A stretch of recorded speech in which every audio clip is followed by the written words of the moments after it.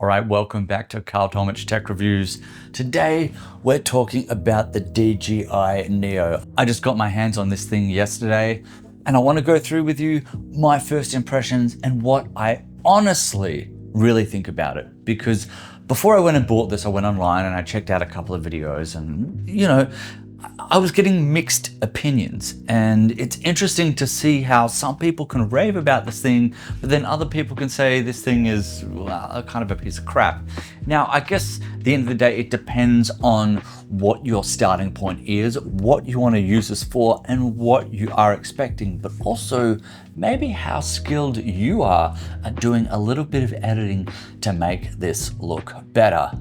Just to give you a bit of a background, I have owned several drones. I started with the Spark. I had the Mini 2, the Mini 3 Pro, the Mavic 2, the Mavic Air, and yes, this is my latest addition. Now, I currently am traveling around Vietnam, and I wanted something small, pocket-sized, and not so intimidating, because when you're bringing out the big Air or the Mavic, it can make a lot of noise, it can cause a lot of scenes, and maybe you shouldn't always be flying a drone. Anyway, to get to this thing, I didn't buy the controller for this version. I know you can use several different types of controllers with it.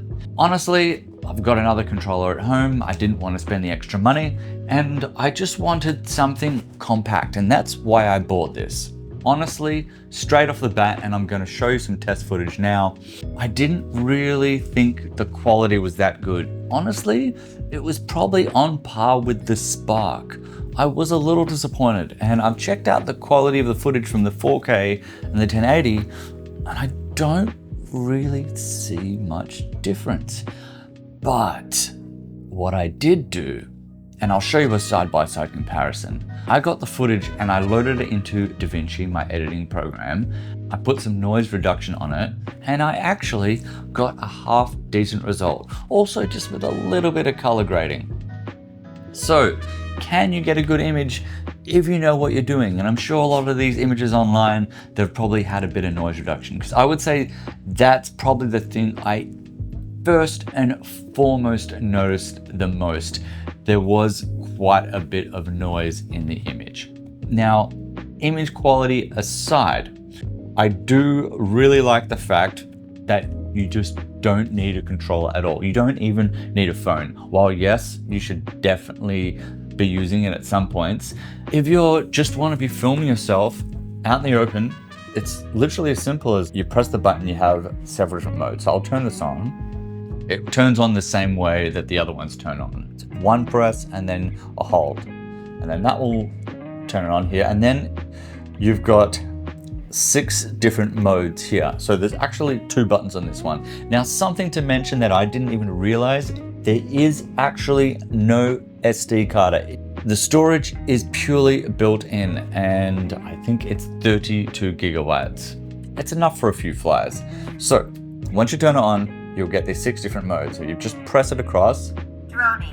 And it actually tells you what they are, and there's little logos on them. Circle. So Droney, circle. Rocket. Rocket. Spotlight. Spotlight. Oh, you can hear that. Direction track. And direction track. And then the first one, Follow. follow. If you put it on follow, once you launch it in the air, you have it facing you, and then it will just keep track of you. The follow is where it follows you. Just to know, the only sensors that are on this thing are on the bottom. Doesn't seem to be any on the front, on the back, on the sides. But because of the guards, if this thing does bump into a few things, it's gonna be tougher to break. But look, these things are currently retailing for about 330 Australian dollars, which is about 200 US dollars. That's without the remote control. That's just my first honest opinions. Now, who do I think this is for? Probably people starting out, people that don't really want to do this professionally. Just grab some extra footage for your travel vlogs, or maybe some extra footage when you're going biking or running or something like that. If you're trying to capture cinematic looking footage that you want to try sell online for stock footage, I wouldn't recommend this drone. I would get the Mini 4 or anything above that. But I will show you the best footage that I can edit, denoise, color grade, and get out of this. And I'll also show you the raw footage. All right, well, let's take this thing out for a spin and I'll show you what you get. All right, so here we go. We are going to test the DJI Neo in action.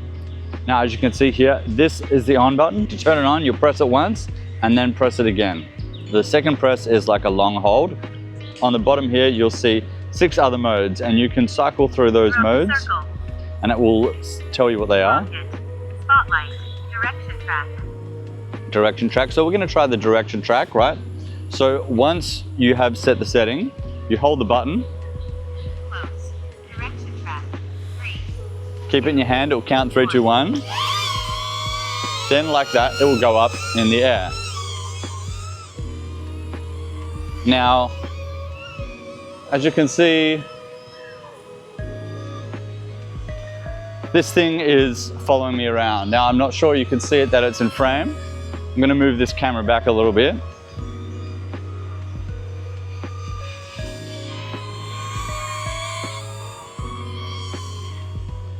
Now, the one good thing about this is you don't need a controller at all. So if you're just trying to film something in a small sort of distance, maybe you're running, maybe you're in the outback, I would specifically use this for more outback stuff, not when there's a lot of people around, because there isn't any sensors other than on the bottom. So it can bump into things. Now, unlike the other drones, it has the rail guards built into it, and it's a lot more lightweight, so it will handle a bump. This thing is still tracking me. Now, it only starts following me when I get to like a certain distance. Now, you then can operate it with your phone. So through the phone here, you have various different models, quite a few actually, and I just select Neo and then select with mobile device. To be honest, it does disconnect and reconnect a few times. It's not perfect. It's probably a lot better with a remote. Now, I do have a remote, but I've left that back home. I'm just on holiday now, so I haven't bothered buying another remote for this. But once again, the beauty of this is you don't need a remote for it. Now, you can see on the app here that it's actually tracking my movements, which is pretty cool. So you can decide to press follow and press start. What I'm gonna do is go manual control. Now, it's recording from my manual control. Now, on the controller, I'm actually screen recording the controller so you can see what's going on. You've got a little button on the side here which moves the camera up or down. Now, with the Neo, you've only got like the up or down access. It's not like the other drones. Now, if we want to go up, we just simply go up. Now, I've made sure I'm in a little park, so there's nothing above me. It's certainly not the fastest drone. As I said, these things are really more of a toy. If you want something for high production, get the 3, get the 4, get a Mavic. But yeah, this thing, it's just great for travel. It doesn't cause too much attention, and you can just fit it in your pocket. It is absolutely tiny, this thing. Now, as I said, the quality, look, it's okay. You'll see in the video. Personally, I do think it needs a bit of denoising. So if you know what you're doing and you have denoising in the program, that is really great for that. All right, now I can just rotate, see what's around my area. Now, the battery life, it says it gets 17 minutes. Honestly, so far it's telling me I've got 10 minutes left on 70% battery. So you're probably gonna get 12 to 13 minutes use out of this thing. Still enough time to be able to get like quite a few shots. Now, once again, it doesn't come with an SD card. So I'm just like having a look around the area. Almost lost signal there. Now, luckily I haven't lost signal yet. I'm not sure if there is a return to home function. I would hope there is, but honestly, there's been no mention of one. Not like the other drones where it says like home point updated. All right, so I'm gonna control this to look down and we'll see me. Yep, there I am. just go forward with this thing. Now look, they're still fairly loud, definitely not as loud as the other ones, but it does, you know, give you this annoying buzzing sound. But yeah, so far on these controllers, I'm not 100% sure there's a return to home function. This is my first use with this thing. Look, there's some dogs barking, so I'm gonna try. So yeah, you definitely wouldn't want to lose this over an ocean or a lake or something like that. Now, one thing I do like about this is you're not gonna hurt your fingers. I've cut myself a lot of times on the other drones. And I really do like how it lands on the palm of your hand. Slowly coming back down.